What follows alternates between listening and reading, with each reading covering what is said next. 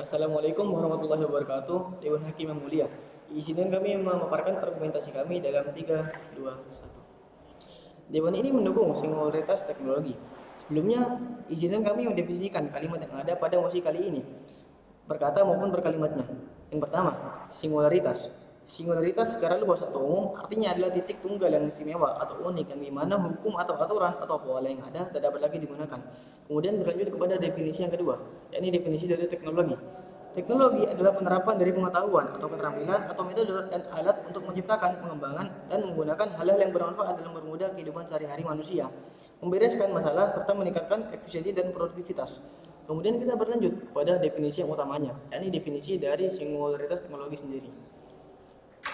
Singularitas teknologi merupakan sebuah sebutan yang digunakan untuk menggambarkan suatu titik pada perkembangan atau kemajuan teknologi yang paling utamanya adalah kecerdasan buatan atau AI, yang dalam bahasa Inggris disebut sebagai artificial intelligence, yang dimana laju kemajuan menjadi sangat pesat dan tidak dapat diprediksi sehingga mengubah peradaban manusia secara drastis. Jadi, pada intinya, poin penting dari definisi yang saya paparkan adalah bahwa singularitas teknologi ini adalah percepatan teknologi yang signifikan sehingga melampaui kemampuan manusia untuk memahaminya. Kecerdasan buatan yang melampaui manusia seringkali dikaitkan oleh beberapa orang dengan momen ketika kecerdasan buatan melampaui kecerdasan manusia itu sendiri. Dalam kata lain, terjadi yang namanya kiamat robot. Kemudian, perubahan besar yang setelah melewati bagian ini, cara hidup manusia bisa berubah secara total melalui otomatisasi secara masif dalam integrasi manusia atau mesin. Serta tidak menutup kemungkinan kecerdasan buatan yang ada pada saat itu bisa menciptakan kecerdasan buatan yang lebih pintar. Kemudian, kami akan memaparkan alasan-alasan atau beberapa hal yang melatar belakangi mosi Dewan ini mendukung singularitas teknologi. Sesuai dari apa yang kita ketahui secara bersama, bahwa pada era sekarang ini, manusia tidak luput dari penggunaan teknologi pada kehidupan sehari-harinya. Dari mulai bangun tidurnya yang menggunakan alarm, memesan makanan dan minuman yang dari aplikasi, seperti GoFood, GrabFood, ShopeeFood, dan semacamnya. Terlebih dengan munculnya aplikasi berbasis kecerdasan seperti ChatGPT yang dianggap bisa melakukan apa saja, seperti membuat visual, membuat skripsi, dan semacamnya. Sehingga dampaknya akan membuat kehidupan manusia jauh lebih mudah daripada kehidupan manusia di zaman sebelumnya. Kemudian kami sangat setuju dengan pendapat yang mulia Dewan Hakim. Karena mengapa? Karena dengan teknologi tentu akan sangat membantu terhadap kehidupan manusia. Tidak perlu sampai kemana-mana untuk mencari teknologi. Di era sekarang, di rumah saja sudah terdapat banyak teknologi, sehingga tidak menutup kemungkinan singularitas teknologi akan terjadi dalam waktu dekat. Para ahli seperti Ray Kurzweil dan para pendukungnya juga meyakini akan hal tersebut, karena terbukti inovasi yang ada pada saat itu sungguh sangatlah pesat, terutama pada kecerdasan buatan yang dianggap sebagai tanda awal menuju singularitas. Serta ada banyak hal yang dulu dianggap mustahil, namun nyatanya terjadi pada saat ini, seperti mobil tanpa sopir dan awak, dan robot yang dapat berinteraksi dengan manusia.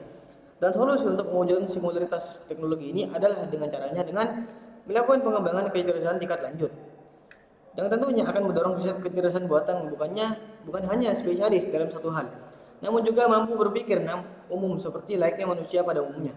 Serta melakukan investasi di bidang komputansi kuantum, neural network, dan machine learning untuk mempercepat kemampuan kecerdasan buatan. Kemudian dapat kita lakukan yang namanya kolaborasi global untuk membuat kerjasama antar negara dalam riset pengembangan teknologi, khususnya kecerdasan buatan, serta membuat kesepakatan standar internasional untuk keamanan dan etika kecerdasan buatan. Kemudian singularitas teknologi juga akan berdampak positif dalam ruang lingkup global melalui segala sektor, seperti pada dunia kesehatan atau medis. AI yang super cerdas tentunya bisa menemukan obat baru dalam waktu singkat, dan dunia kerja akan terjadi yang namanya otomatisasi secara masif. Karena semua pekerjaan yang berat ataupun berbahaya bisa dikerjakan oleh kecerdasan buatan atau robot. Dan dalam ranah kosmik, kecerdasan buatan dan robot cerdas dapat menjelajahi planet lain dengan lebih cepat dan aman. Dan jika dikelola dengan adil, tentunya akan membantu kepada sektor ekonomi. Dengan cara apa? Dengan cara kekayaan dari produktivitas. Kecerdasan buatan bisa menghapus kemiskinan dengan dibagikan secara serentak. Jadi pada ininya, setelah semua hal yang saya paparkan dari tadi adalah kecerdasan buatan meningkatkan efisiensi dan produktivitas di berbagai sektor, juga membuka jalan untuk kemajuan medis, energi, pendidikan, dan transportasi, serta mengurangi risiko pekerjaan berbahaya, serta memberikan waktu lebih bagi manusia untuk fokus pada kreativitas, inovasi, dan pengembangan. Kecerdasan buatan juga berpotensi menciptakan masyarakat yang lebih sejahtera, sehat, dan cerdas. Jadi, kecerdasan buatan bukan hanya digunakan sebagai alat, namun juga menjadi katalis revolusioner untuk masa depan. Mungkin sekian yang dapat saya paparkan. Selebihnya wassalamualaikum warahmatullahi wabarakatuh.